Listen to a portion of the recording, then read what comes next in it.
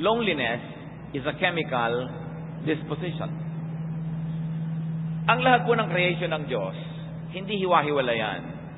Yung arithmetic, mathematics, numbers, nasa tao yan, nasa halaman, nasa mga ibon. Yung physics, nasa atin. Ganon din yung chemistry, electricity. May electricity na umaandar sa ating katawan. Merong chemistry yan. Kaya napakahalaga, change your body chemistry. Sa katunayan, isa pong propeta ang sobrang lumungkot at gusto na niyang mamatay. Pero nung naiba ang body chemistry, naiba na rin ang kanyang pananaw at gusto na uli niya mabuhay. 1 Kings 19:7-8, the angel of the Lord came back a second time and touched him and said, "Get up and eat, for the journey is too much for you." So he got up and ate and drank. Si Elijah, isa sa mga pinakadakilang propeta na naglakad sa balat ng lupa, dumating sa sobrang lungkot na hinihiling niya sa Diyos, bawiin na ang kanyang buhay. At nangyayari po yan sa mga taong sobrang lungkot. Parang nawawalan sila ng dahilan para mabuhay. Kaya yung mga iba nagpapakamatay pa nga. But such a desire is not normal. It is brought about by chemical, among other configurations in the human person. Kaya dapat i-isolate at bigyan ng lunas ito. So when you are lonely, when you're very lonely, eat, drink. At kung kailangan na uminom ka ng gamot na ipinrescribe sa'yo ng doktor, take medicine. In fact, even psychiatry leans heavily on chemistry. Kaya pagka ang mga pasyente sa psychiatry ay depressed, pinibigyan niya ng mga medicine na you can call uppers, pampasigla. Pag hyperactive naman, binibigyan ng downers para medyo humupa-hupa at pumayapa. So we are chemistry. Kailangan ay binabalanse yun. Kaya kita ninyo, pagka ang mga kababaihan ay nagme-menopause, and they say there's also such a thing as a male menopause, chemical changes happen in the body, naiiba yung mood, nagkakaroon ng mood swings. Chemistry.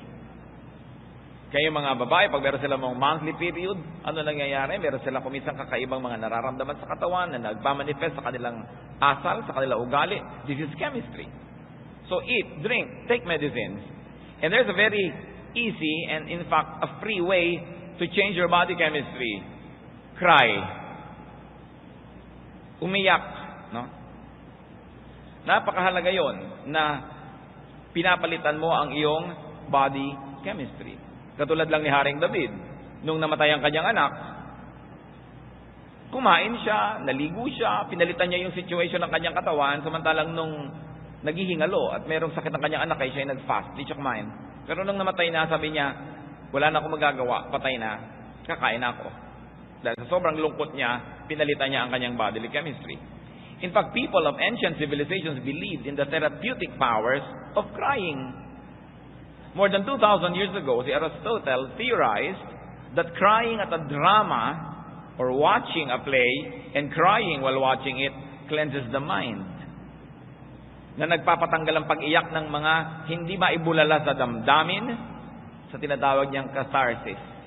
At sabi niya, napakalaking gaan ng kalooban ng tao pag naiiyak ang kanyang lungkot.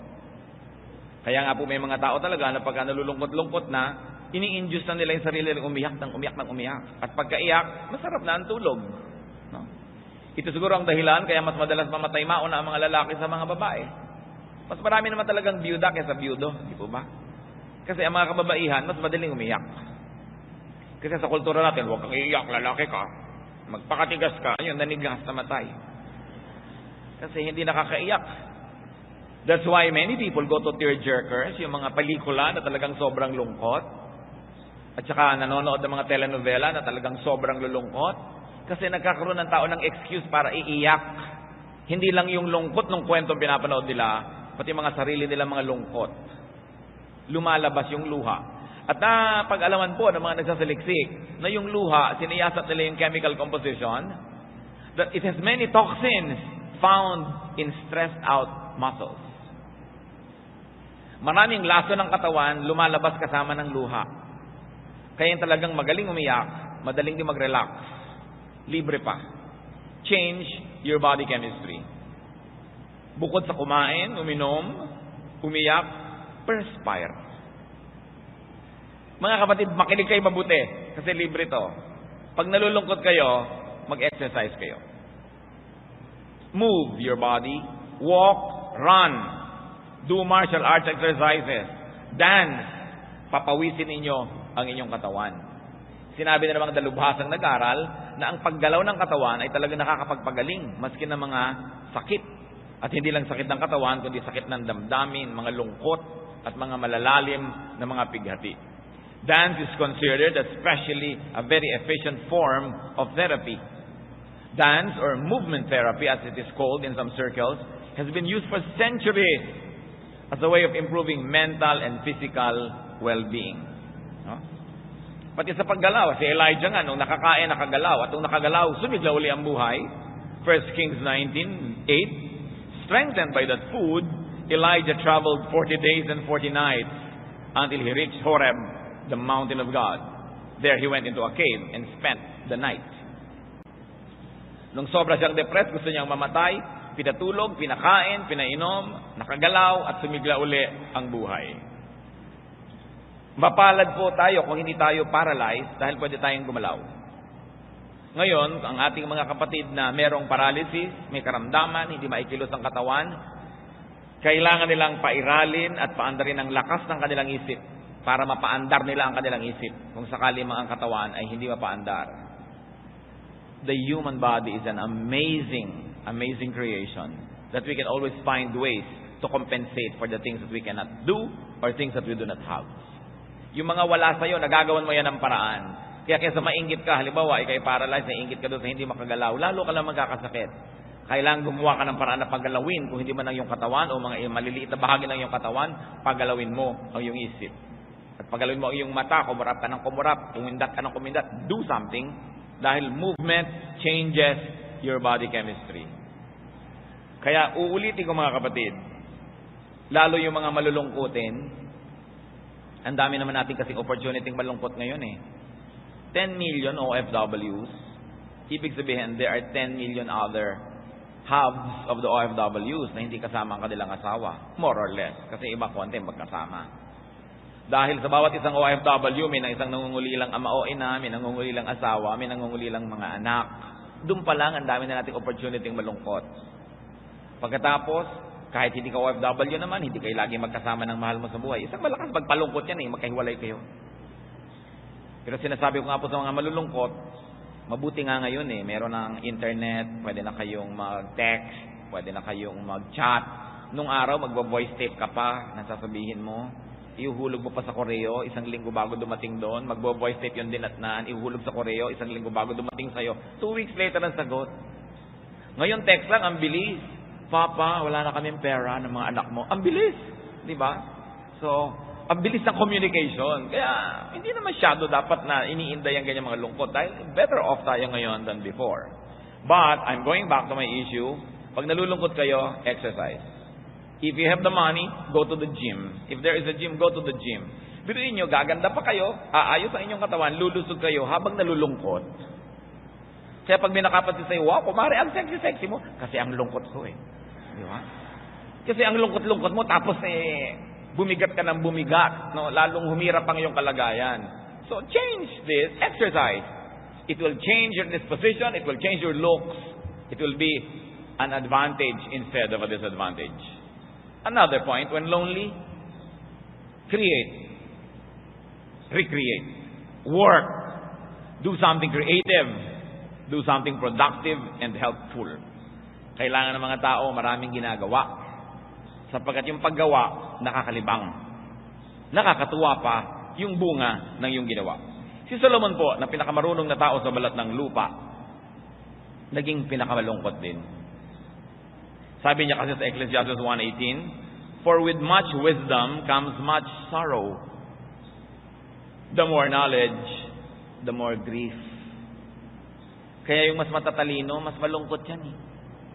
Kesa sa hindi masyadong matalino. O baka maglungkot-lungkot ang tuloy kayo ngayon, ano? Dahil nakakalungkot pag marami ka ring alam. Kaya yung pong binibigyan ng Diyos ng ministry na maging marunong para akayin yung mga hindi marunong, maraming kalungkutan yon. Kaya dapat suportahan. Kasi biruin mo sa kanya na-assign na maging marunong para sa iba. Si Solomon, ganun ang nangyari sa kanya. Sabi niya, with much wisdom comes much sorrow. So ano ang isa sa mga ginawa niya para harapin at talunin yung lungkot? Sabi niya sa Ecclesiastes 2:4-5, I undertook great projects. I built houses for myself and planted vineyards. I made gardens and parks and planted all kinds of fruit trees in them. Naging productive siya. Imbes magmukmok, malungkot, magdrama, gumawa ng mga bagay na pakipakinabang para sa kanya at para sa iba. At ang masaya po sa nagtatrabaho, napapagod. At ang napapagod, nakatulog, nalilimutan ng lungkot. Yung dalaw ng lungkot, yung sumpong ng lungkot, nalampasan. Hindi mo naman pwedeng lampasan ang lahat ng lungkot ng buhay. Ang goal lang mo, lampasan yung lungkot ngayon. Mabuhay ka hanggang bukas. Because yung lungkot ng bukas, magkakaroon ng lungkot, ng grasya ng Diyos na pambukas. Yung grasya ng Diyos sa iyo ngayon, para lang sa lungkot mo yan ngayon. So huwag mong solvein yung lahat ng lungkot na darating pa. Ang mahalaga, buhay ka pa bukas. Dahil bukas, may bagong grasya. Every new morning brings new blessings from God. Kaya yung mga iba, sobrang nalulungkot, pinapakyaw na nila ngayon yung lungkot na darating pa. No. Sabi sa Bible, let the day's own trouble be sufficient for the day. Napakahalaga, one day at a time. One lungkot at a time. One problem at a time. Another thing to do, brothers and sisters. Pag nalulungkot, at ito, tinulungan tayo ng Diyos dito, naglagay siya ng marami sa paligid, be soothed by beauty. Hayaan natin na ang kagandahan na nilikha ng Diyos ay magpahupa sa ating damdamin, magpalamig sa ating mga init, at magpangiti sa ating mga simangot. Relax and rest. Find beauty in the arts. Kaya kahit naman po sa kolehiyo, sa universal education, kasama yung humanities. Kahit ka mag-engineer, kahit ka magiging physicist, kahit ka magiging biologist, dadaan ka sa humanities. Dadaan ka sa arts subjects. Kasi para ka maging kumpletong tao, dapat mong malaman na bahagi ng iyong buong pagkatao, nilikha ka ng Diyos, to find, appreciate, and create beauty, especially in the arts. Nakita niyo po si Haring Saul na binabagabag ng mga kung ano-anong demons inside him. Pag siya'y tinugtugan ni David, umaalis ang masasamang espiritu at natatahimik siya. 1 Samuel 16:23. Whenever the spirit from God came upon Saul, David would take his harp and play. Then relief would come to Saul. He would feel better, and the evil spirit would leave him. Dahil sa music. You know, evil spirit cannot stand good music. Hindi nila gusto yan. Marami nag-iisip na doon daw sa impyerno siguro walang sound. Gusto nyo yung torture na walang sound. Kasi may sound, arrange mo lang, yung nagiging music. It can entertain you. Appreciate the arts. Look at beautiful things. Nilikha tayo ng Diyos na may likhas na kagandahan sa ating kalooban. At maganda na ito'y tapatan ng kagandahan na nasa labas ng ating pagkatao. Sapagkat pag nagtatapat yung dalawang yan, yung kagandahan sa iyong loob at kagandahan sa labas, may kapangyarihan na dumarating sa tao. We were fearfully and wonderfully made. And we were wired in creation for beauty. That's why you have to beautify your surroundings. Kahit maliit ang bahay, ayusin, huwag magulo. Para you are surrounded by order because God is God of order and you're surrounded by beauty. Sabi nga ni Mrs. Marcos, a man who doesn't appreciate beauty is only half a man. Hindi lang pambabae yung beauty, no? Dapat ang lahat ng tao, nagugustuhan mo yung mga bagay na magaganda. What else do you do when you're lonely? Change places. Lumabas-labas ka sa yung kuweba kung nalulungkot ka. Makinig kayong mabuti mga kapatid, lalo yung mga malulungkutin, kadalasan, lugar, yung nagpapalungkot sa inyo, hindi nyo napapansin. Na, kumisan iniisip mo, ba't nga ba ang tagal ko nagtiyaga sa ganitong uri ng kwarto? Ba't hindi ko man lang pinaganda? Ba't hindi ko man lang nilagyan ng magagandang picture? Bakit ako nagtiyaga na nakalagay dito sa dilim-dilim na kalagayan na ito? Bakit ba nagpapagawa ako ng banyo wala man lang kabinta-bintana? Ang dilim-dilim, puro lumot. No? Imbes comfort room, discomfort room. ang mga banyo. Yung mga parang hindi na inisip mga tao na the place actually has an effect on you. Hanggat maaari, as much as safety or other practical considerations will allow, have open windows. Let the wind blow inside your house. Kailangan palitan yung scenery. No? Change your environment. Get out. Breathe fresh air. At salamat naman, meron namang napupuntahan ng mga park. Meron namang mga tabing dagat. No? Diyan nga mapalad yung mga taga-probinsya. Ang daming open spaces. Sa mga taga-Maynila naman, ibang mga city, may mga mall naman, may mga park. Breathe fresh air. And when possible, look out at distant views. Yung eto lang yung dingding, kaharap mo lang lagi, nakakalungkot yan, hindi napapansin ng mga tao. No?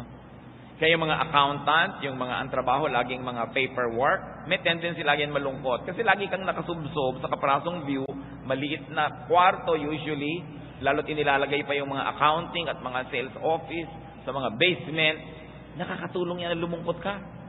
Ngayon, kung hindi mo yun magawa, mapalitan kasi empleyado ka doon, every time that you can, go out and enjoy great scenery and great vistas.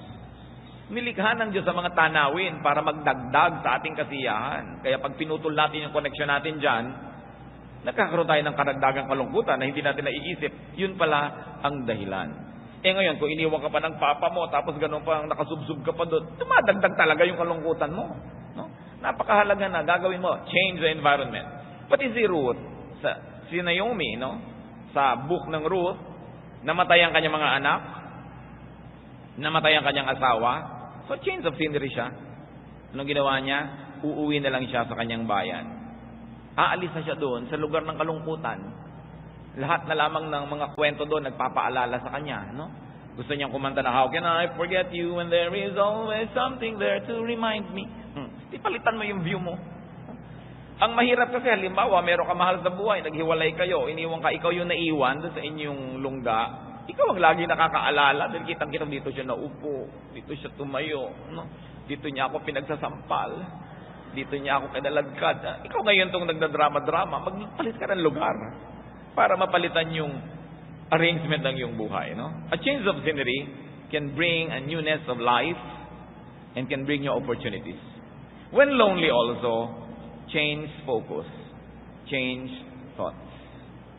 Palitan ang laman ng isip. Kung sakala nyo, kailangan nyong lutasin ang problema habang kayo malungkot, mali. Pag kayo ay malungkot, hindi yan panahon para lumutas ng problema. Yan ay panahon para lampasan yung lungkot. Yun ang goal nyo lang. Not to solve the problems of a lifetime, but just to survive for another day. Kailangan libangin ang sarili. You do not need to solve your problems all at once. Especially when loneliness is all over you, and especially during the time of depression. Nalulungkot ka na, magpa-problem solve ka pa, di lalo ka lang nabigatan. Dapat, ang goal, kailangang palayasin ang lungkot na ito. So far, paano tayo papalayas? Kakain, iinom, mag-exercise, lalabas, papalitan yung scenery, etc., etc. No? The important thing is to survive the attack. To survive for another day where there will be another supply of God's grace. Sabi sa Bible, your blessing is new every morning. Pag sinabi nyo, gutom na gutom ako, uhaw na uhaw ang aking espiritu, gusto ko nagmamatay. Pero sabihin, no. Hindi ako mamamatay ngayon kasi bukas may bagong supply ang Diyos. Darating yon. Kailangan, nandun ako pag dumating yung blessing na yon. Hindi ako nakalibing. Kailangan niya ng policy ng tao. No? 2 Samuel 12:22-23. Nung namatayan itong hari, no? While the child was still alive, I fasted and wept. I thought, who knows? The Lord may be gracious to me and let the child live. But now that he is dead, why should I fast? Can I bring him back again?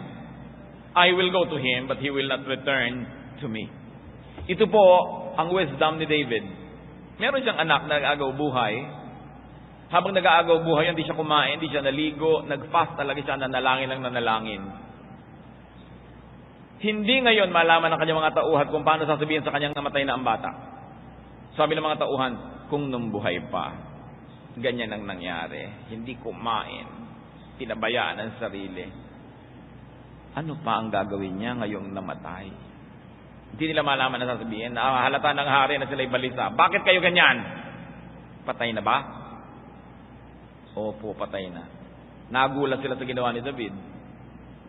Naligo, nagbihis, naglotion, nagpaluto, kumain. Bakit ganyan ang nangyari? Sabi ng mga tao, sabi niya, nung may magagawa pa ako, ginawa ko lahat. Pero ngayong wala na, ibibigay ko na sa Diyos.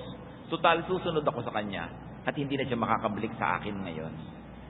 Sabi kaya, kakain na ako, maliligo, aayusin ang sarili, itutuloy ang buhay.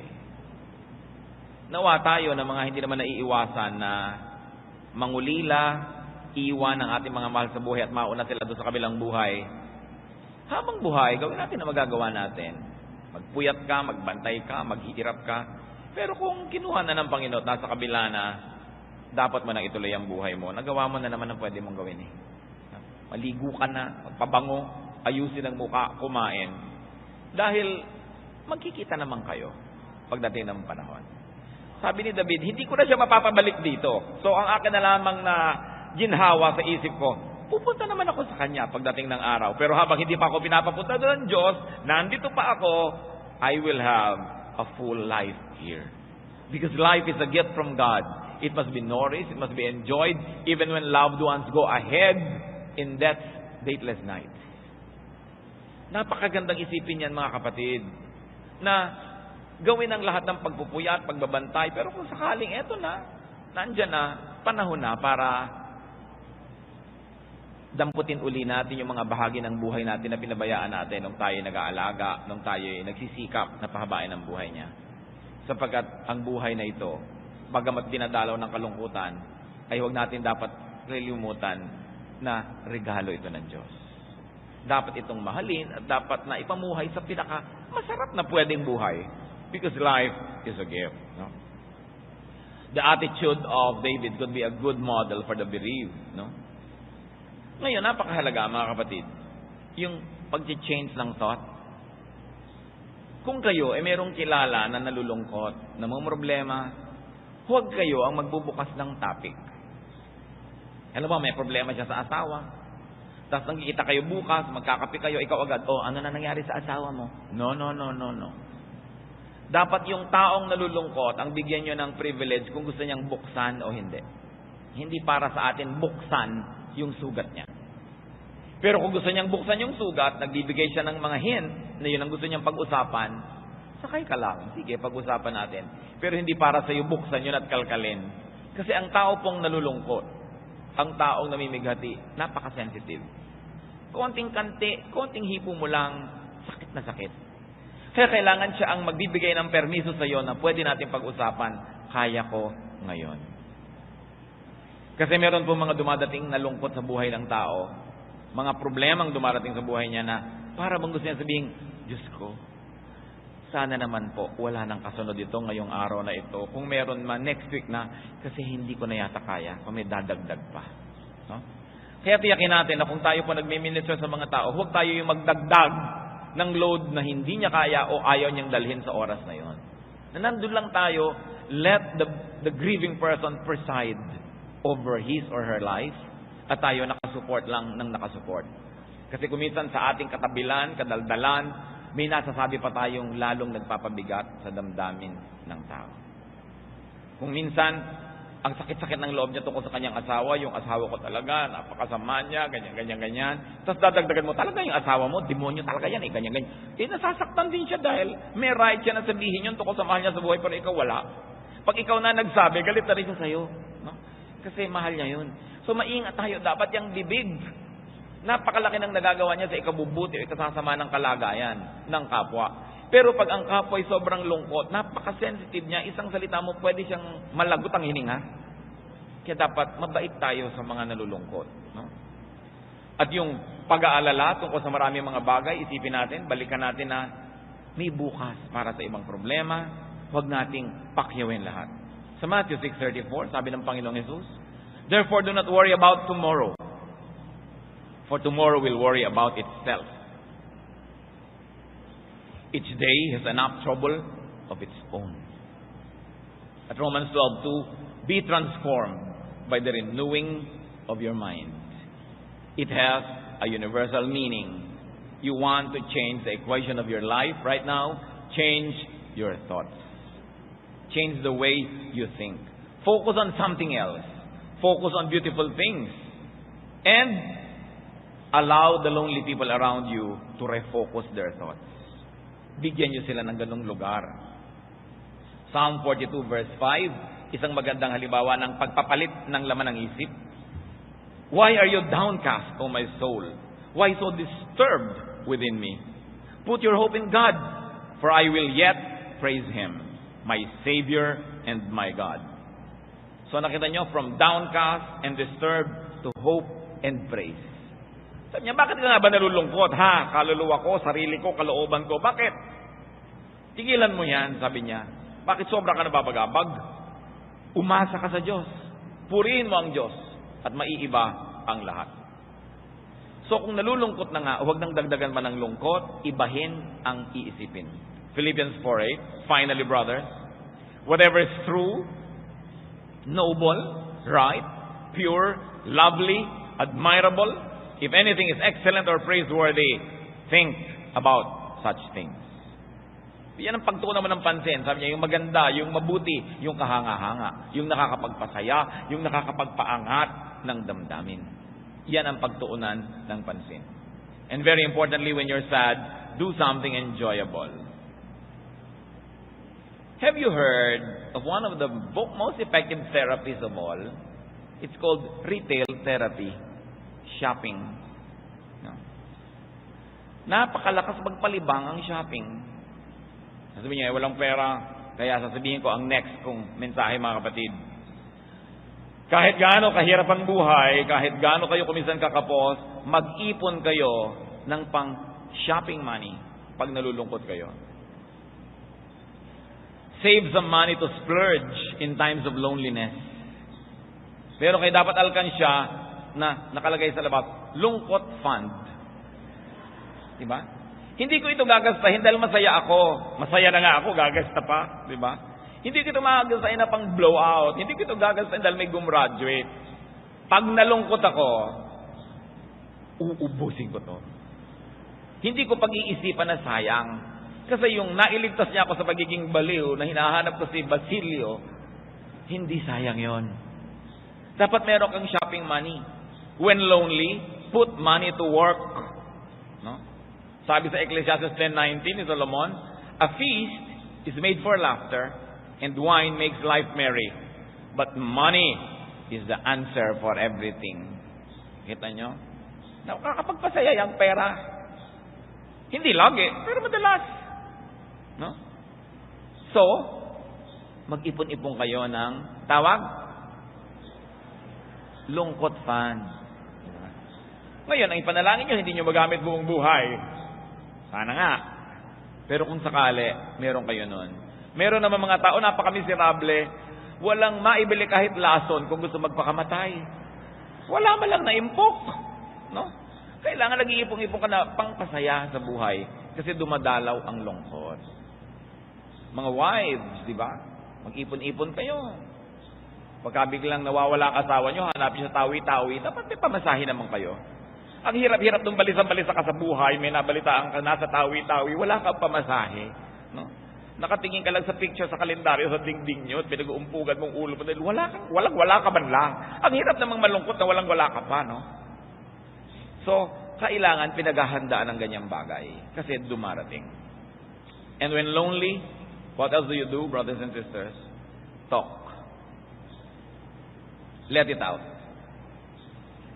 Confess. Napakalakas magpagaan yung nagko-confess ka. No? Gumaan. Kaya lang ang bumigat, yung pinag-confessan. Pero ang bigat-bigat ng loob mo, tapos yung sa asawa mo, pagagaanin kong loob ko, sasabihin ko sa yung pinagtatakasya lang sa the last 50 years, ay, lumog din ang loob ko. Sabihin nga tumbay yung asawa mo, namatay. Dahil lumipat sa kanya yung bigat. But confession really does help. No? Yung nagko-confess ka, nagsasabi ka, share. At napakaganda po ng Tagalog dyan. Wala nang gaganda pa. Huminga. Sabihin ako, makahinga man lang ako, ihinga ko man lang itong aking sama ng loob na ito, no? Kailangan ng tao hinga. Kaya mahalaga na meron tayong nahihingahan. Nehemiah chapter 2 verses 1 to 3. Sabi nitong propetang si Nehemiah, dahil siya ay tagabigay ng alak sa hari, sila ay bihag sa ibang bansa. I took the wine and gave it to the king. I had not been sad in his presence before. So the king asked me, "Why does your face look so sad when you are not ill?" This can be nothing but sadness of heart.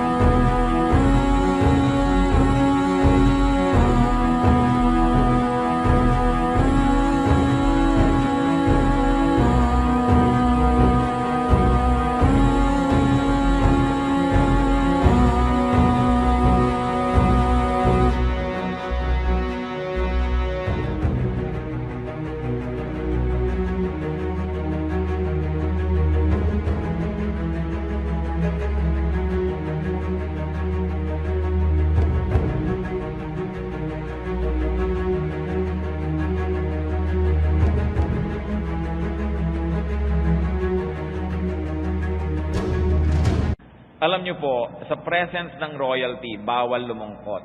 Bawal ang sakit ng ngipin, bawal ang lahat ng uri ng sakit. Kasi dapat hindi mo binibigyan ng kabigatan ng damdamin ng namamahala. Sapagkat naniniwala ang lahat na kung magaan ang kanilang pakiramdam, higit lalong magiging magandang pag-iisip at lalo silang makakapamuno. There is such a thing as that kind of ministry, that you minister to people with high positions, you minister to people with grave responsibilities, by not making them any sadder than they already are. Kaya sinabi itong si Nehemiah, hindi ko naman ugali na magpakita ng mahabang muka sa harap ng hari. Pero sapagkat napakatindi ng kanyang kalungkutan, hindi na ilihim ng kanyang expression. At yung hari naman talaga, deserving maging hari, sensitive, marunong. Sabi niya doon sa nag-aabot, "Ba't ganyan ang mukha mo? Kang lungkot-lungkot." Siguradong wala nang ibang dahilan, kundi yan ay sadness of heart. At dahil na ekspresyon, nahanap ng kalutasan yung ikinalulungkot niya at nagkaroon siya ng kasiyahan. Now, because you have to share, dahil kailangan tayong huminga, pre-depression preparation is needed. Anong ibig nating sabihin? Sapagkat alam mong darating at darating ang mga araw ng lungkot at napakahalagang meron kang nahihingahan, dapat, bago pa dumarating ang mga araw ng lungkot, mga kapatid, meron na tayong mga kaibigan, kapalagayang loob. Handa na silang makinig sa atin dahil matagal na rin naman tayong nakikinig sa kanila. It is very important to have confidence. Yung mga napagtatapatan mo, napagsasabihan mo ng mga bagay-bagay. Kasi, pressure cooker man, kailangang makahinga yung usok niya. Hindi pwedeng nandun lahat sa loob dahil sa sabog. Kaya napakahalaga nung meron ka mga kaibigan na nino-nurture mo, nino-nourish mo, inaalagaan mo yan, hindi yung sobra ka ng busy, wala ka ng time sa kanila, iniaagaw mo yan ng panahon. Na kahit yung kaibigan mo na iba yung relihiyon, na iba yung paniniwala, kaibigan mo pa rin yun, hindi na iba na yung relihiyon niya magkaaway na kayo. Hindi ka naman nakakatiyak na lahat ng kasama mo sa bago mong relihiyon, magiging kasundo mo rin, nakakaaway mo rin naman yan. Kailangan yung pagkakaibigan, ginagalang yan, kahit anong kalagayan ng tao. Siya man ay umunlad o kabaligtaran nun, umatras o umabante, siya man ay nagtagumpay o nabigo, siya man ay luminis o dumumi, siya man ay bumanal o nagkasala, kaibigan is kaibigan. That is a sacred relationship. And God had provided these avenues for friendships because He knows that it's through the ministration of friends that we can survive many lonely days. Kumisan nga yung mga mag-asawa, kaya ka lang nagsusurvive sa problema niyong mag-asawa kasi may kaibigan kang nahihingahan. Proverbs 17:17, "A friend loves at all times, and a brother is born for adversity." Sinadya ng Diyos na ang pagpapakaibigan at pagiging mga kapatid ay para talaga sa panahon ng hirap, hindi lang sa panahon ng saya. Ngayon, ikaw maka-Diyos, Bible-based, born-again, evangelical Christian, Nakakahinga ba sa'yo ang iyong mga kaibigan? O nagsisimula pa lang sila ginajudge mo na evil yan, mali yan, sin yan, hindi na makakibo sa'yo. No? Hindi ka na makaka-minister sa kanila pag ano kaka-judgmental. There is a time to preach. Sabi nga sa Ecclesiastes, there is a time for everything. There is a time to be silent. There is a time to speak. So kailangan meron tayong mga kaibigan. Proverbs 18:24, there is a friend who sticks closer than a brother. It's precious to have friends. So offer your ears and listen. Hindi naman ikaw lang lagi ang papakinggan. Whenever you are the strong one, then be the listener. Be the comforter.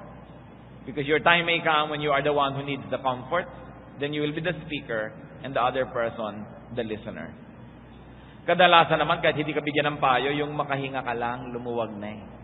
Kailangan lang maihinga. At yun, ang mga wika po natin sa Pilipinas, ang mga iba natin mga wika, meron din silang word for that. Nang ibig sabihin din, ihinga mo, sabihin mo, ilabas mo. So, anong payo ng Proverbs 27:10? Do not forsake your friend and the friend of your father. And do not go to your brother's house when disaster strikes you. Better a neighbor nearby than a brother far away. Hindi tayo pinipigil na pumunta sa kapatid, pero ang context nito, malayo yung kapatid mo, may kapitbahay ka, di dyan ka na pumunta sa kapitbahay. So ang moral lesson, makipagmabutihan sa kapitbahay. Kasi may mga kapatid ka man, kung malayo, maliwala rin yun. Ang mahalaga, maganda ang relasyon mo doon sa mga taong malapit sa iyo. Ngayon, kung wala kang ganitong karamay, may mga tao sumusuling sa mga professionals, sa mga psychiatrists, counselors, at pag yung mamaliitin, may mga nagpupunta sa mga GRO at mga hostess. Alam niyo kung bakit? Wala nang masabihan eh. Napakadalas minamasama natin yung mga babaeng ito, mga hostess sila, mga GRO, kukuya-kuya-koy, chichiklet-chiklet, nakikinig sila ng mga problema nito, mga lalaking ito, gaganyan-ganyan. Pero hindi natin alam na nakaka-minister din sila.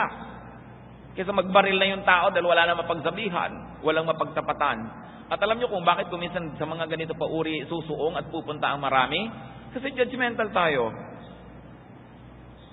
Na i-communicate ba natin sa ating mga anak na ano man ang problema nila, pwede nilang sabihin? O takot sa magulang sobra? Kaya kuminsan, the parent is the last to know. Nakapitong abortion na pala yung anak, hindi alam ng nanay. Bakit kuminsan, parents are the last to know? Because we communicate to them an air of judgmentalism.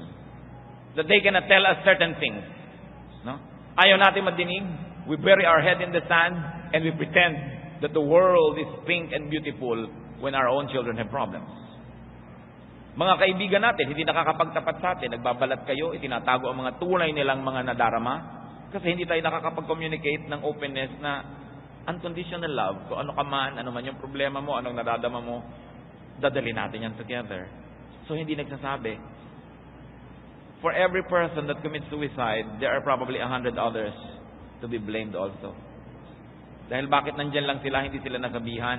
Kasi hindi sila nakapag-communicate na pwede silang sabihan. Mahalaga ang tao nakakahinga.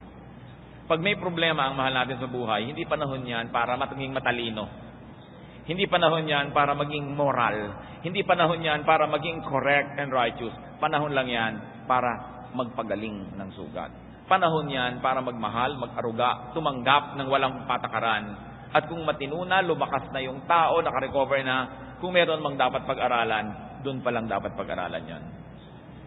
Nakakalungkot kung minsan, ang pagsisisi lagi nasa huli, ng mga magulang kinailangan magsisi ng anak nila, naglihim sa kanila, lumubog sa problema, dahil nauna ang takot. So it's important, when we are sad, connect with people. And very especially, connect with the source of your happiness. Dali naman mag-connect ngayon. A call, a text, an email, a chat, connect ka na. No? Napakarami ng paraan ngayon para makakonect ang tao. So avoid needless disconnection. Avoid needless everything or nothing arrangement. Lalo sa mga mag-sweetheart. Kaya naman ang lungkot-lungkot mo, ayaw mo lang mauna mag-text eh. Kung nag-text ka lang, text na rin siya dahil hindi na rin siya makatiis. Inaantay lang mauna ka na. Di, unahan mo na. Nang matapos na yung lungkot na yan. Yung mga ayaw mag-usap, hirap na, pero ang totoo, mauna lang siya, Diyos ko, paunahin mo lang po because of my pride naman. Kahit konting-konting una lang. Kahit smiley, pwede na. No?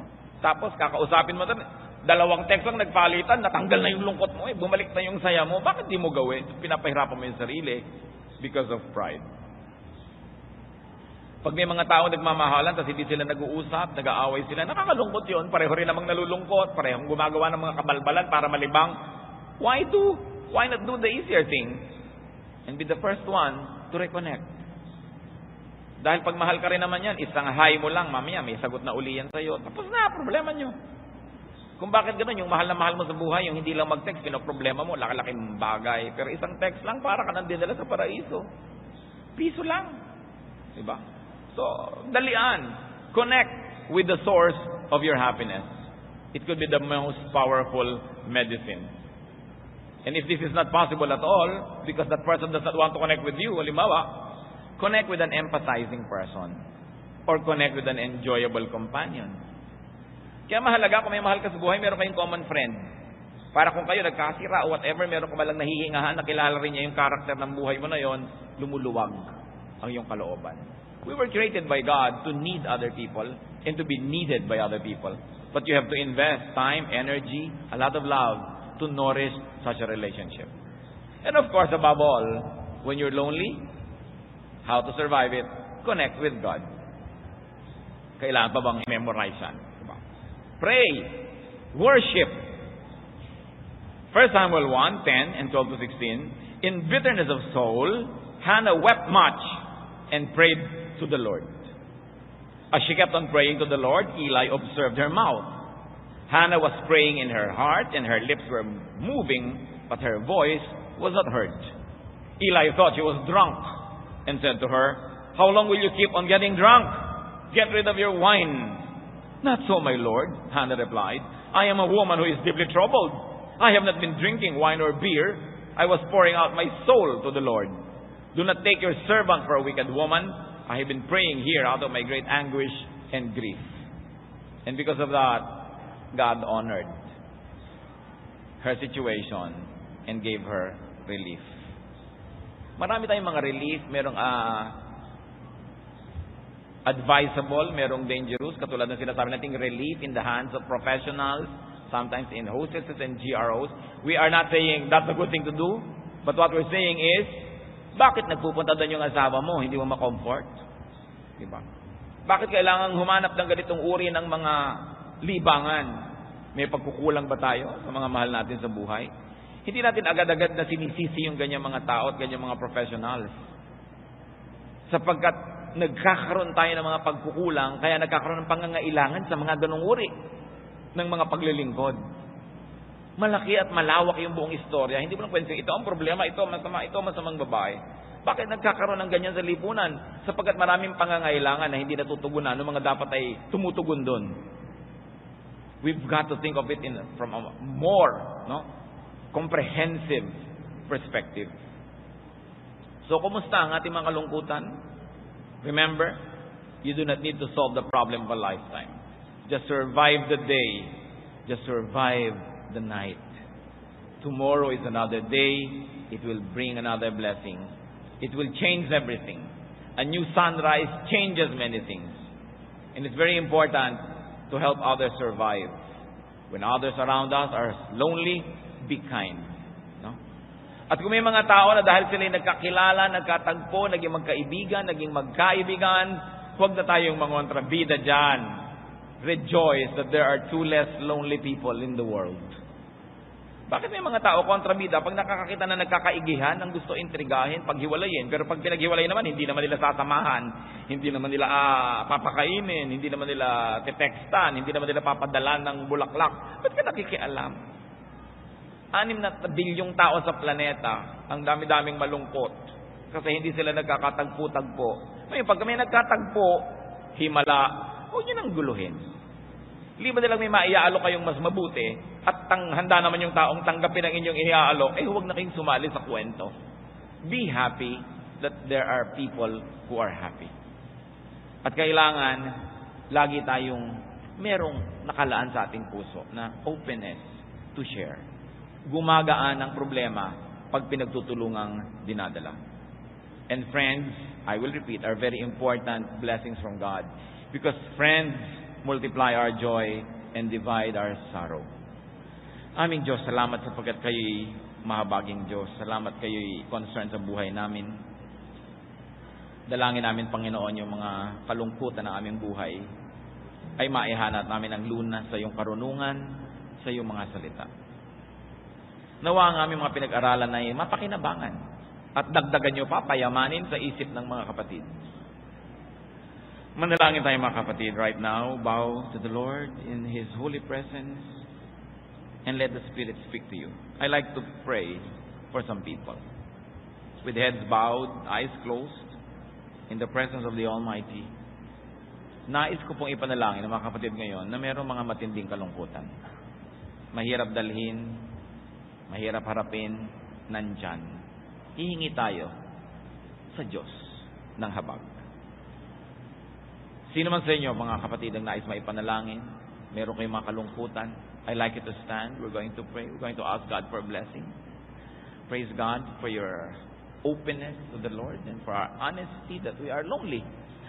Sino pa po ang nais tumayo, hindi yan dapat kinakahiya. Inilalapit yan sa Diyos, inihihingi yan ng pagpapala. Sapagkat ayaw ng Diyos na tayo nalulungkot. Gusto niya meron tayong kasiyahan sa buhay, payapa tayo tahimik. Kung meron pa pong nais mag-acknowledge ng ganitong kalagayan and say, Lord, I'm lonely. Help me. I like to be touched by you.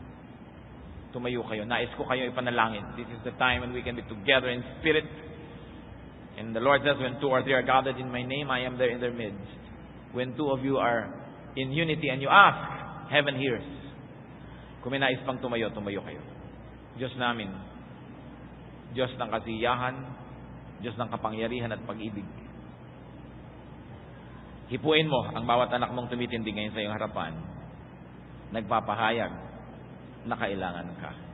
Kailangan namin kayo, O Diyos. Maraming umaalis sa buhay namin, kailangan namin kayo. Maraming nag-aalis ng aming kasiyahan, bumabawi ng mga pahiram na kasiyahan.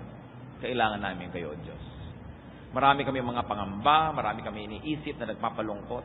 Kailangan namin kayo.